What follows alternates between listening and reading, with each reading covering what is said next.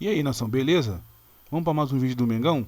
Deixe seu like, se inscreva e ative o sininho. Tava lindo o Maracanã hoje, né? Para esse clássico, olha aí, imagens do jogo então.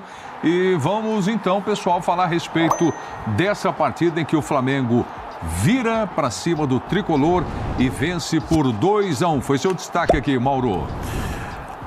A gente viu muito, né? Estávamos aqui divididos, assistindo praticamente aos 2 jogos ao mesmo tempo e tal, no segundo tempo. E a gente viu o segundo tempo, o primeiro tempo muito igual, mas o segundo tempo o Fluminense buscando, pressionando, e aí o Hugo se destacando. Que quem se mostrou mais presente no segundo tempo foi, sem dúvida alguma, isso ainda é o gol do primeiro tempo.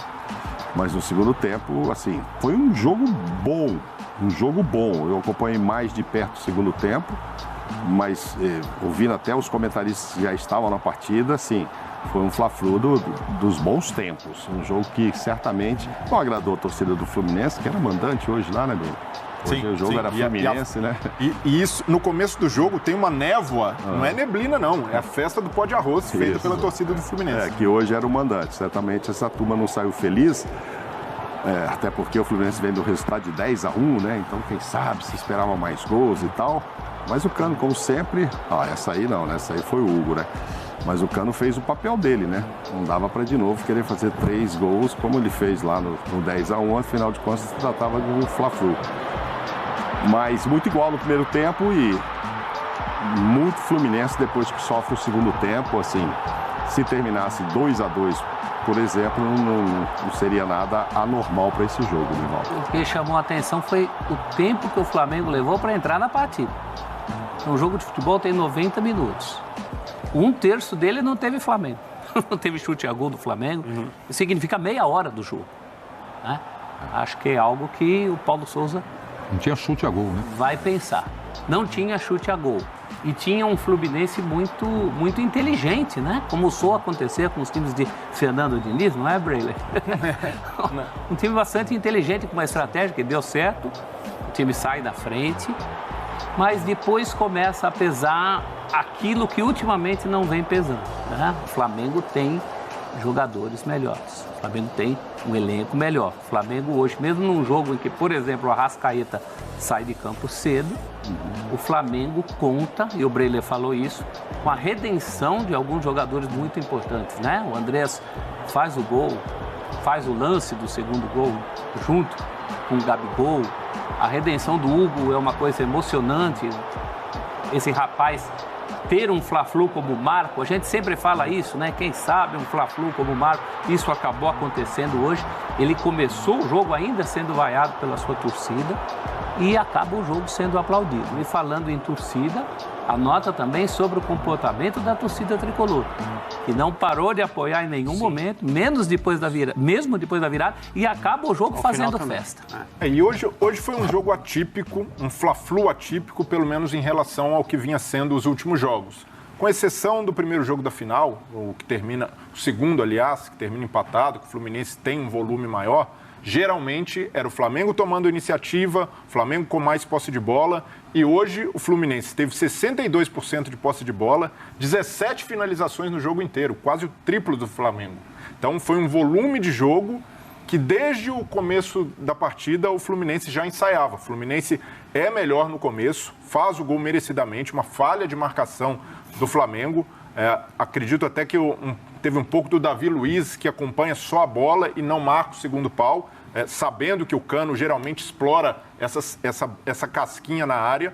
Mas, apesar do vacilo, o Flamengo consegue reagir, se organiza um pouco mais, principalmente na volta para o segundo tempo, e consegue fazer o gol. Mas depois, o Paulo Souza, sentindo também a pressão, sentindo a necessidade do resultado, de voltar a vencer um Fla-Flu, ele adota um esquema abertamente reativo. Ele baixa as linhas, coloca o Pablo, arma um Flamengo com 3 zagueiros, e nesse momento, para ele, o que conta muito é a sobrevivência, a confiança em placar uma boa série de resultados. E, sendo pragmático, ele conseguiu alcançar o objetivo, mas foi um Flamengo que tomou muitos sustos. Flamengo que não fosse o Hugo Souza teria saído com a derrota do Maracanã. Tanto, né, Breli, que das 17 finalizações a que você se referiu, 12 do Fluminense foram no segundo tempo, quando o Fluminense teve 76% de posse de bola. Então, e o Flamengo teve uma finalização no gol no segundo tempo, que foi exatamente o gol.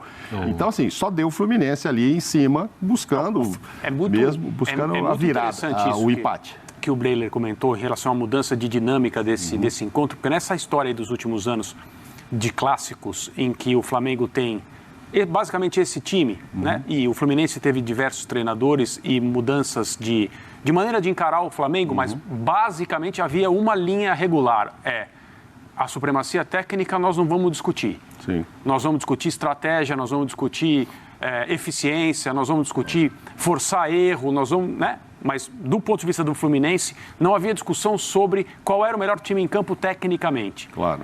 Hoje, depois desse jogo, eu não estou falando dos outros, estou falando desse. E é natural que mesmo que essa história de bons enfrentamentos inclua até o trabalho anterior do Diniz no Fluminense, com outro tipo de elenco, hoje, depois desse domingo, o que dá para dizer desse clássico é os times se equivalem tecnicamente. E isso é importante, porque no papel não há dúvida sobre qual é o melhor time do ponto de vista técnico. No campo há. No campo hoje dá para discutir. Então, acho que isso mostra duas coisas. Primeiro, o elenco do Fluminense melhorou sensivelmente. A aceitação desse elenco ao futebol, ao tipo de jogo que o Diniz propõe, tem sido muito interessante, muito, muito elogiável. E algo falta, o que não é novidade, a gente vem falando sobre isso desde o início do ano, algo falta no time do Flamengo do ponto de vista coletivo. Não individual. A comprovação do talento individual do Flamengo, que ninguém precisa querer discutir ou negociar, é o segundo gol. A jogada do segundo gol. Mas, levando em conta o que aconteceu no jogo, exatamente o número de finalizações, os números de posse de bola, e principalmente o que o Fluminense tentou e conseguiu fazer com a bola para cima de um time que é melhor do que ele, sempre teoricamente, é muito interessante. E em que pese o placar, o Flamengo ganhou, não é um resultado injusto. André, mas o Fluminense equipara as coisas e a gente não achou que ia ver isso desde que o Flamengo montou esse time. Tem um outro parâmetro interessante para medir essa superioridade do Fluminense, é o número de passes. O Fluminense troca 500 passes, enquanto o Flamengo apenas 300. Até em relação a um Flamengo que não é encantador como em outros tempos, é um número baixo. O Flamengo geralmente consegue trocar mais passes, ter mais posse, envolver seus adversários. E hoje, pela proposta do Fluminense, foi não só de um jogo de mais controle, mas de mais intensidade física. Tanto é que o Andrés Pereira se destaca por ter sido muito combativo, por ter tentado compensar a ausência de um homem mais pegador no meio do Flamengo com recomposição, com entrega, e nesse aspecto ele foi muito bem, não só no aspecto técnico, mas por se entregar para a equipe, mas ainda assim o Fluminense foi dominante no meio-campo. O Wellington e André têm uma dinâmica maior que Arão, e principalmente o Andrés, que não é esse segundo volante de origem, e por isso o Fluminense ganhou terreno por ali, ganhou a maioria das divididas, ganhou a maioria das recomposições. Fisicamente, o Fluminense estava muito mais inteiro, muito mais enérgico que o Flamengo para o Clássico. Isso fez a diferença. O André, por exemplo, provavelmente, na minha visão, ao lado do Hugo Souza, foi o melhor em campo, pela dinâmica que conseguiu dar ao meio do Fluminense. E tem também o aspecto das escolhas do Paulo Souza. Quando o Arão sai da zaga, ele se torna disponível novamente no meio-campo. Mas antes dessa movimentação, do Arão voltar para o meio, o João Gomes vinha sendo um dos principais jogadores do Flamengo na temporada. E um dos mais intensos. Você tira o João Gomes entra no meio de semana, no jogo da Libertadores, leva o amarelo, está suspenso, não joga o primeiro jogo das oitavas, ele segura o João Gomes no Clássico justamente diante de um time que já ensaiava com o Fernando Diniz ter mais posse de bola, mais intensidade. Então, para mim, foi uma escolha bastante questionável do Paulo Souza, pensando nesse jogo. O Arão pode ser titular, o Arão tem mais experiência que o João Gomes, mas para esse Clássico eu teria apostado no João Gomes para dar mais vigor, mais pulmão. E isso faltou em muitos momentos ao Flamengo, sobretudo no segundo tempo. A mexida dos três zagueiros, coerente para segurar o jogo, não era um bom dia para o Flamengo tecnicamente, em termos de organização. A Arrascaeta vai mal, mas ainda assim faltou esse jogador de mais pegada, de mais intensidade no meio-campo para ajudar o Andrés Pereira, que fez esse papel, mas de forma sacrificada. O Arão é útil em determinados jogos. Para esse tipo de enfrentamento com um adversário que gosta da bola, que tem um meio-campo forte, o Paulo Souza tem de repensar essa formação. Você falou de cartão amarelo, de suspensão. Quem tomou cartão amarelo hoje vai cumprir suspensão na próxima partida do Flamengo contra o Fortaleza é o Gabigol. Vai ficar fora do próximo jogo. Mas eu olhando aqui os números, né, a estatística do jogo, e mais importante do que os números aqui da estatística, mas o que vocês estão falando a respeito do clássico, o que dá para se levar mais em consideração do ponto de vista do Paulo Souza hoje? O resultado obtido no clássico, a vitória ou o futebol apresentado? Ele não podia perder do Fluminense, isso é ponto pacífico. Acho que explica até algumas das decisões que o Breler estava contestando aqui, ou colocando aqui. E eu falei dos primeiros 30 minutos pela ausência ofensiva, mas eu poderia ter acrescido também os últimos. Então, essa ausência de pulmão foi uma coisa bem séria. Agora, o Paulo Souza, por mais que o resultado tenha sorrido hoje, ele continua empurrando com a barriga a grande questão, né? A grande questão do conjunto do Flamengo, que é o enigma que já engoliu muitos técnicos, não só ele. Essa resposta precisa ser dada. Tudo bem, passou pelo Fla-Flu, mas e agora? Qual a próxima página? E para a Libertadores, principalmente, que vai ter a lupa lá em cima, a gente vê muito pouca novidade ali, muito pouca coisa diferente em relação a outros jogos do Flamengo. Eu acho que isso é o que pega para o Paulo Souza. Para o imediato, da mão para a boca, perfeito. A gente está elogiando o time do Fluminense. Não vamos nos esquecer que o Fluminense ganhou um título contra o Flamengo, embora um título hoje bem mais desvalorizado do que em outros tempos, que é o campeonato estadual, mas principalmente na primeira partida, e ali ainda com o Abel, jogando mais do que se esperava. Ele já poderia estar apresentando um futebol melhor, o Flamengo, com o Paulo Souza? Eu acho que deveria, pelo tempo, né?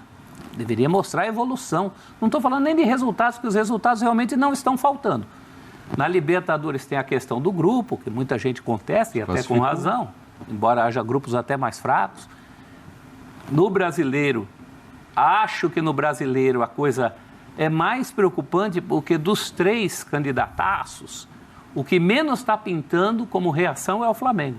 Você já tem um Palmeiras líder, Sim. Você já tem um Galo bem, embora ele esteja jogando agora, talvez queimando a minha língua, e o Flamengo em terceiro nessa briga, que é a briga dele dentro do cenário nacional. São respostas que o Paulo Souza tem que dar, em algum momento, isso tem que aparecer. Escapou do Fla-Flu? Parabéns. Mas a vida continua e a luta também. Teve, em alguns jogos, o torcedor até gostou do desempenho, mas não gostou do resultado. Desse aí vai gostar do resultado, mas não vai gostar do desempenho. Não há ainda um Flamengo confiável, um time que deixou o Fluminense ficar com 70 e tantos % de posse de bola, finalizar 12 vezes o segundo tempo contra uma. Não é esse Flamengo que o torcedor quer. Muito pelo contrário, quer um Flamengo sempre protagonista. E aquele Flamengo que o torcedor sonha lá de 19, era o contrário. No segundo tempo, amassava os outros, até pela questão física, fora a qualidade que tinha. Acabava o jogo amassando. Não, amassando, indo para cima. Então, hoje foi completamente atípico. Não sei, vamos ver as reações aí, depois nas redes sociais, dos torcedores, etc. Se venceu, está bom? Acho que não. Acho que o torcedor ainda vai ficar com o pé atrás, esperando que esse time mostre mais futebol pelo elenco que tem, enfim, pela qualidade que tem. Acho que também já está demorando, sim. Nós estamos terminando o mês de maio. O técnico está aí desde o início, começou na pré-temporada. Perdeu, sim, acho, um tempo ali no Campeonato Carioca, fazendo algumas montagens para ver o que ele ia poder variar. Então, ficou muito marcado, por exemplo, colocar o Everton Ribeiro do lado esquerdo, quase como um ala, quase como lateral esquerdo. E aí, não, então agora você volta para lá, vou colocar o Marinho, não vou, acho que não encaixa o Marinho, não tem jeito. Agora, a questão, jogar Pedro e Gabigol, eu acho que é uma questão que esse ele vai resolver mais fácil. Hoje o Pedro ficou de fora, só entrou depois. Acho que não vai dar. Ele tem que tirar mais desse quarteto que ainda é o responsável pelos grandes jogos do Flamengo, Everton Ribeiro, Arrascaeta, Bruno Henrique e Gabigol. Eu não consigo tirar nenhum desses, Brelli, do time, entendeu? A gente já teve uma fase que o Everton Ribeiro, desculpa só um pouquinho, já estava, o Everton Ribeiro agora está merecendo sair, etc. Põe o Lázaro, põe não sei quem. Mas o Everton voltou a jogar bem, foi responsável 2, 3 jogos, assim, pela melhor atuação até em campo, enfim. Então, eu acho que esse quarteto ainda é o ponto forte do time. Na defesa, não sei, hoje foi o Pablo que ficou de fora. Então, já teve outro jogo que foi o Davi Luiz. Vai montar com 3 zagueiros, Pablo, Davi Luiz, Rodrigo Caio. Teve muito problema, eu concordo que ele teve muito problema também com o departamento médico, nem toda hora ele tinha todo mundo à disposição, mas aí o tempo foi passando e ele fazendo testes. Só para te questionar, hoje era tão importante, e aí como ele tem que tomar decisão sobre alguns jogadores muito significativos ali, por mais que o João Gomes seja realmente uma promessa excelente, por mais que ele seja pegador, acho que ele ainda não teve coragem de tirar o Arão, entendeu? Pode ser que no futuro o time ideal deles até seja sem o Arão e o João Gomes mereça essa vaga. Mas hoje, eu vou tirar o Arão, tal, se a coisa não andar, vamos me questionar. E como é que é o Arão que está lá há tanto tempo nesse time vitorioso? Como é que vai ser no vestiário se eu jogo sem o Arão? Então, assim, eu acho que ali o menino não é no talento nem na importância. Perdeu no currículo do Arão pelo tempo que ele está lá. É isso aí, nação. Não esqueça de deixar seu like, se inscrever e ativar o sininho.